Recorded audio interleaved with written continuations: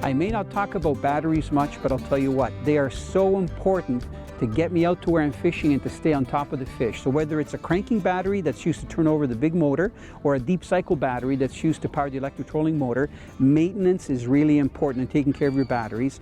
The first thing I want to share with you is that using a nut like this is much better to make your connections than using a wing nut.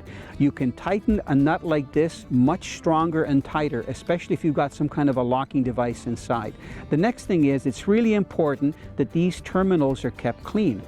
The next step has to do with charging. When you're charging your battery, especially your deep cycle battery, use the 20% rule. What I mean by that, if you have a 100 ampere hour battery, make sure that the charger is 20% of the ampere hours or less. So if you have a 100 ampere hour battery, you shouldn't be using more than a 20 amp charger to charge it. So if your buddy's got one of these big chargers that they use to power up really quick a car battery so that they can get a car started again, don't use it on your deep cycle battery. Use a 10, maximum 20 amp charger and you're going to get a much better charge. The last thing is storage in the wintertime or off season. It's very important that the batteries are charged up and that they're elevated off the floor so that they're not in contact with the ground. And about every 30 to 50 days, check the charge on your battery, and if it needs to, recharge it again. It's very important that you keep the charge level up above the 50%. That way you're going to get long use out of your battery, and in the long run, you'll catch more fish.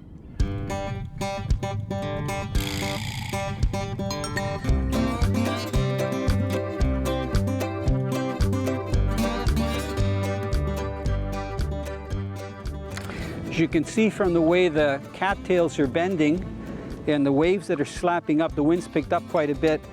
You know, it doesn't matter when you're fishing in the summertime. The last few years we've had such unpredictable weather. I'm still able though to keep off the bank and slowly work up it by using my electric trolling motor. If you have a larger boat like the one I'm in, this is a 18.5-foot G3. The boat is quite high and it's awesome for windy conditions. The only problem is that when the wind picks up, you have to have enough power to be able to counter the wind. So I have an 80-pound thrust Maxim Pro electric that I've got on here with the foot control. And I have it set right now at about 50% of the power. If it was calmer, it's almost like a dimmer switch. I could dial the power requirement down. But because I don't want to go into the bank where there might be a fish, I've got it up pretty high. Ah, nice fish. Oh boy, trying to keep them out. You can see why guys use heavy outfits to do this. When you get a bass like this, he's got one goal in mind, to go back underneath. Nice size fish. Because I'm using heavy line, I don't mind if he falls off. I'm going to try lifting him right up. You know, I keep saying like those guys in tournaments, I used to fish tournaments.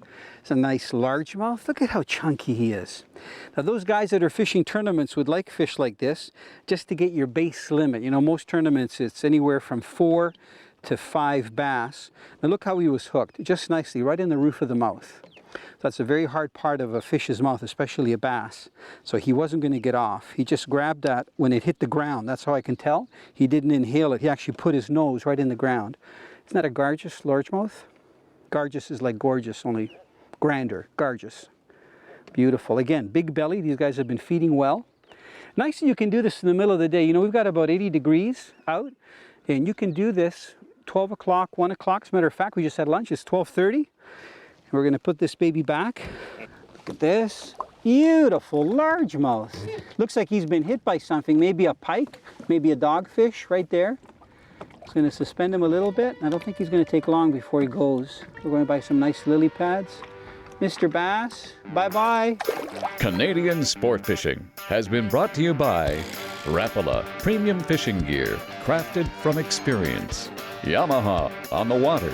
This is my Yamaha. What kind of Yamaha are you? Dickies, a legend in work since 1922. Lucky Strike. More fish fight with a Lucky Strike.